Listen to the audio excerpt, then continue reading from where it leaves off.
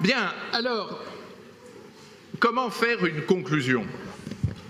C'est pas évident sur un cours qui s'est voulu, pour le meilleur et pour le pire, très extensif. Il y a une tentative de réponse à la question suivante. Le système international, tel que nous le connaissons, et de manière plus globale, l'espace mondial tel que nous l'avons défini, parvient-il à se réguler? C'est-à-dire à maintenir un minimum d'ordre et d'intégration sociale, d'intégration politique.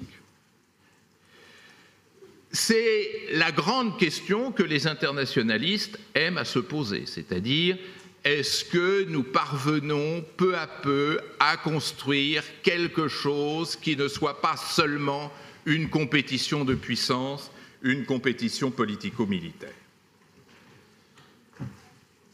Pour tenter de répondre à cette question, je voudrais procéder en deux temps. D'abord, faire un bilan de nos indicateurs et ensuite envisager quelques formes actives de régulation, ce pourquoi nous pouvons ou nous devons nous mobiliser. Alors d'abord, toute dernière heure de cours, faisons le bilan. Où en sommes-nous? Où est l'état du monde? Et pour mesurer notre degré d'ordre et d'intégration, prenons 4 besoins fondamentaux qui structurent l'espace mondial. La paix, le développement, l'environnement, l'échange, c'est-à-dire le commerce. Où en sommes-nous? Quelle évaluation pouvons-nous donner de l'état présent de l'espace mondial, du monde? Prenons d'abord la paix.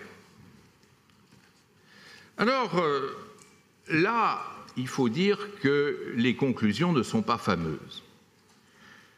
Un certain nombre de remarques qu'il nous faudra ensuite méditer et approfondir.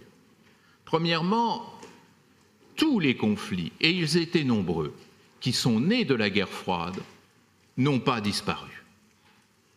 Et ça, par rapport à l'événement jugé majeur qu'a été la chute du mur et la disparition de la bipolarité, c'est quand même une déception, et une déception qui prête à réfléchir.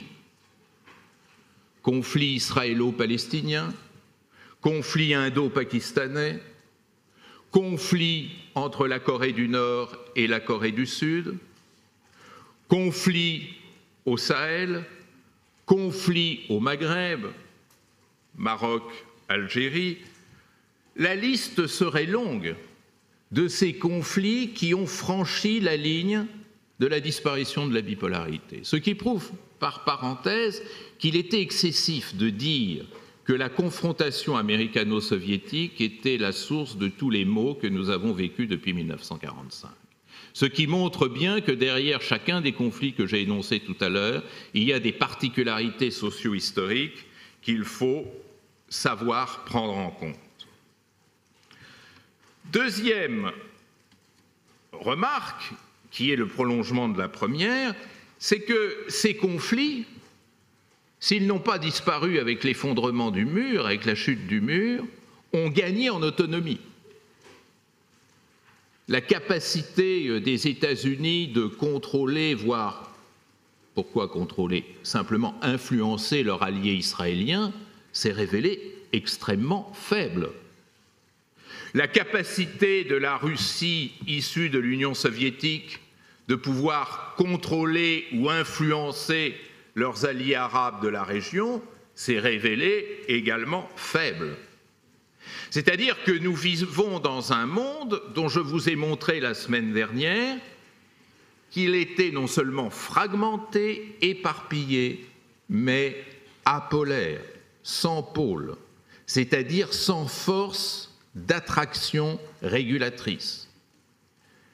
Il n'y a dans notre monde ni gendarmes, si certains cependant, prétendent l'être, ni gendarmerie, c'est-à-dire d'institution centrale à partir de laquelle on pourrait espérer réguler l'espace mondial. Troisième remarque, qui est peut-être la plus préoccupante, à mesure que nous avançons dans le temps, la nature même de la violence tend à se modifier.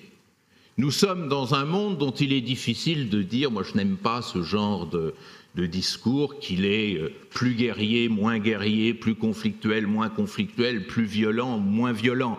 C'est extrêmement difficile à établir et je ne me lancerai pas sur cette pente. En revanche, la violence est une violence qui est de moins en moins interétatique, qui est de plus en plus intimement liée au social.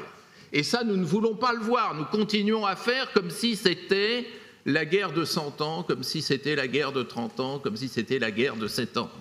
Or, ces violences que l'on a vues dans le conflit sierra-léonais, dans le conflit malien et aujourd'hui, hélas, dans le conflit centrafricain, n'ont absolument rien à voir. Quatrièmement, et voilà qui va encore contribuer à faire baisser votre morale de niveau, eh bien, on ne voit pas de conflit, ou si peu, dans lequel le multilatéralisme onusien a pu établir ou imposer la paix. On ne voit pas, et ça c'est une terrible déception pour les gens de ma génération, d'intervention telle qu'elle était pensée à partir de 1989 qui a abouti à des résultats probants, nous permettant de dire, eh bien, si ce conflit en Centrafrique, au Congo ou ailleurs vient encore à s'aggraver, l'intervention des puissances permettra de régler. Non. Mis à part peut-être l'indépendance du Timor et la fin du conflit timorais, qui avait quand même fait 300 000 morts, il ne faut pas l'oublier, mis à part cet exemple, peut-être le conflit mozambicain, mais il semble hélas repartir aujourd'hui, les résultats de l'intervention multilatérale n'ont pas été probants. Cinquième remarque, la diplomatie préventive ne parvient pas à s'incarner. On ne connaît pas d'exemple probant de prévention réussie. Alors évidemment, par définition, une action préventive n'est jamais probante puisqu'on ne peut pas savoir si on ne l'avait pas mobilisé, si un conflit eût véritablement éclaté.